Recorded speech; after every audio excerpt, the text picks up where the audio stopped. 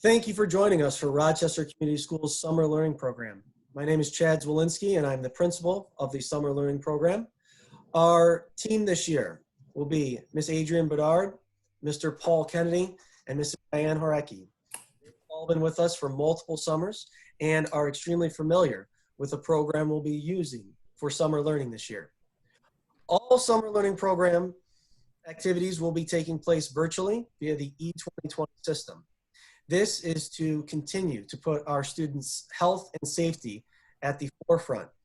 And as we hope to return to some sense of normalcy next year, our goal is to make sure that your students are as prepared to start the school year with both credit and with academic understanding of their courses.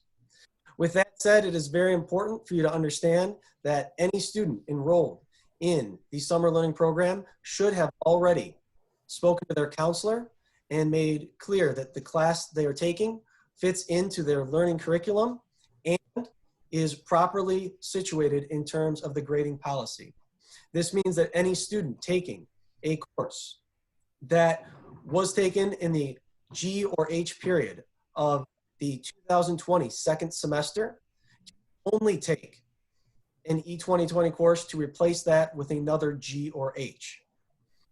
That said, we're very excited about this summer and helping your student prepare properly for their next adventure in our learning community. So with that, I will turn it over to Miss Adrienne Bedard or Miss Diane Horecki, pardon me, for the common mistakes. It's actually going to be Mr. Paul Kennedy for this one. But that was a great lead in, Mr. Z. Thank you, because the first thing we like to talk about every time is common mistakes. The first common mistake that we have is that we need you as a student and as a parent to confirm that the course you are signed up for and starting is the same course that your counselor has told you to take. Mistakes happen, but we do like to double and triple check. So make sure you're not taking the wrong class. Second one, and parents, you'll hear more about this later, is that we are going to be sending you an activation code for your parent account.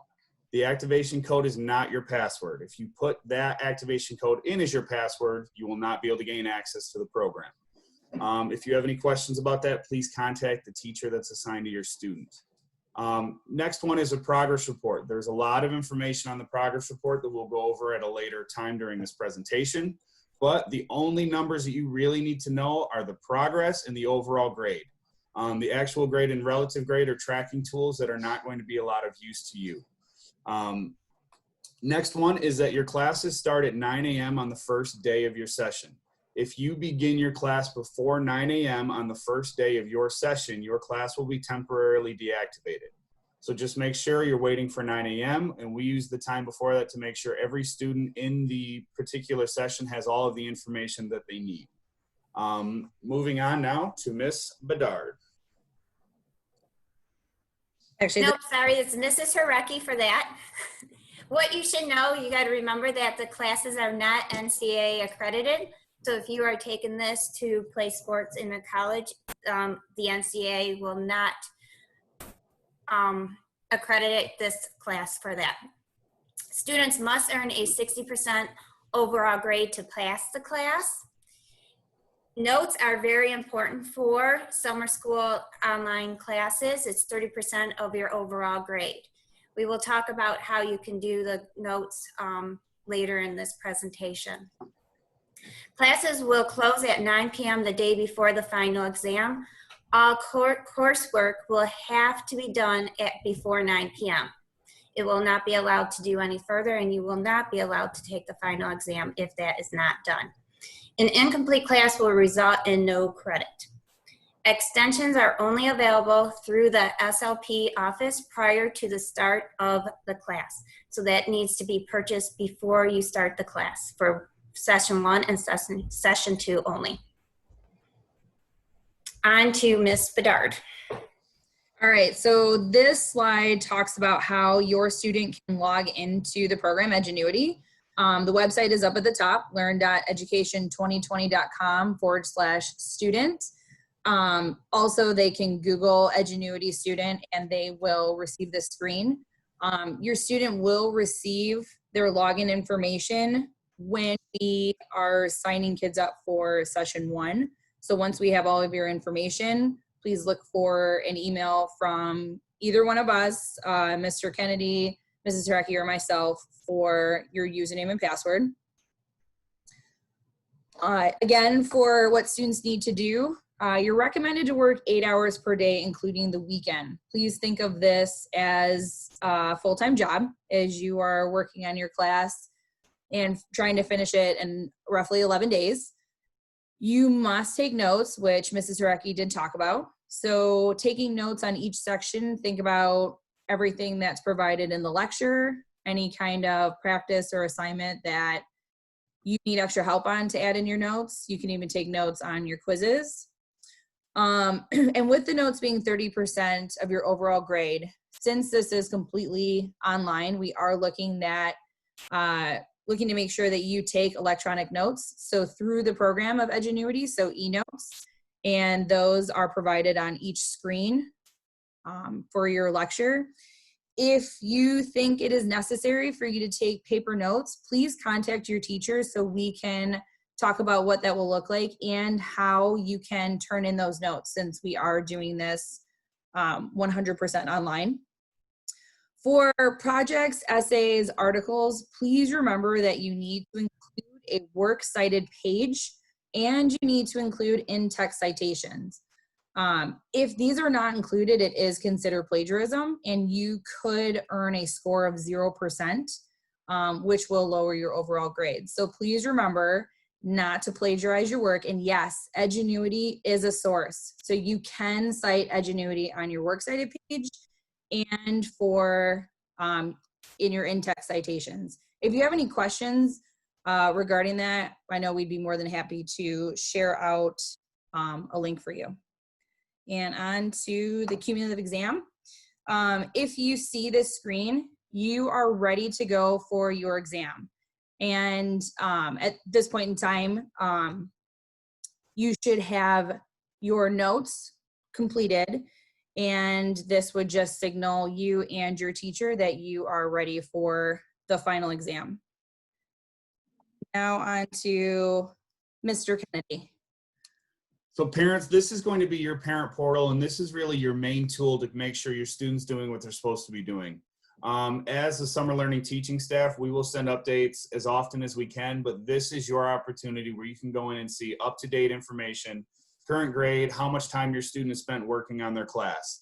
And in that common mistake area that I talked about earlier, this is where you're going to want to activate your account. In the email that you receive from your teacher, you will have an email address that is connected to your account and then a 4-digit code. When you click on this activate account button at the bottom of the screen, it will ask you for that email address and that 4-digit code. At that time, you will be able to go in and create a password of your own. Next slide, please. This is the progress report that you will have access to from within the parent portal as well as within the student portal. The areas circled at the top are the two major pieces that we want to focus on. If we look on the part where it says complete, that orange bar is showing you where your student should be if they were on track to complete the course on time. So this current student we can see right now is currently behind progress because they should be close to 60% complete with the class, but at this time they're only 43% with the class. That's not unfixable, but that just means that the student in this particular case needs to start putting in more time per day in order to get caught up. The next piece you want to look at is the overall grade. This is the grade the student has earned for all of the assignments they have turned in so far.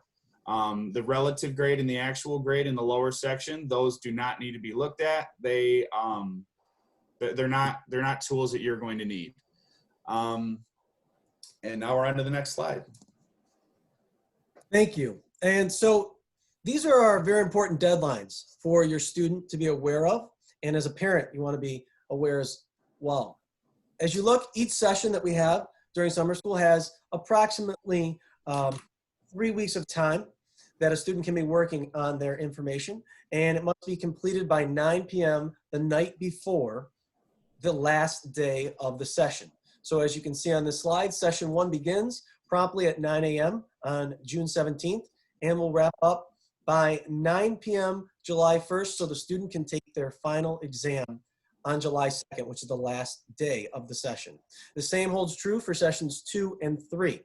However, we do have an exciting option for some of your students that you believe might not be able to complete all this work in that time period.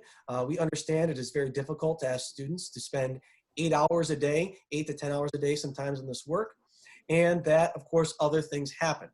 So we do offer for sessions 1 and 2 only a extension that can be added at the time of registration or up until the start of each first and second session for a student to be able to extend their time that they can finish their course.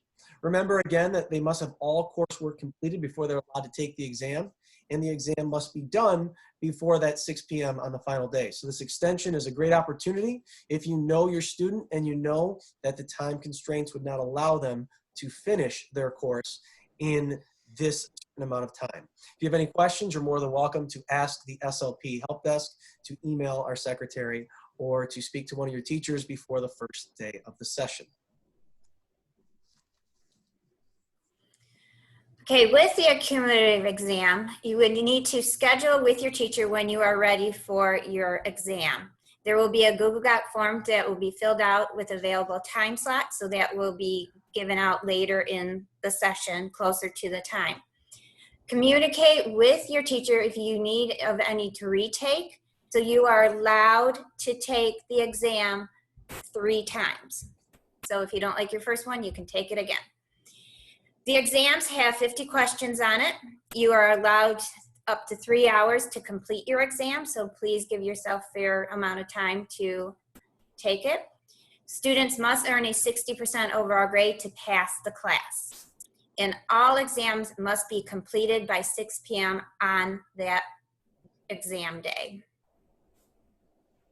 Okay, so with that being said, please know that we cannot load your student's class until we have your completed electronic contract. So please go over the contract very carefully. There are some questions such as whether or not your student has ever taken an Edgenuity class before, you know, emails that we are able to contact you and your students. So just please know that we cannot load your student's class until that is complete. Any other questions you may have, please feel free to contact your student's teacher, and all of our email addresses are below.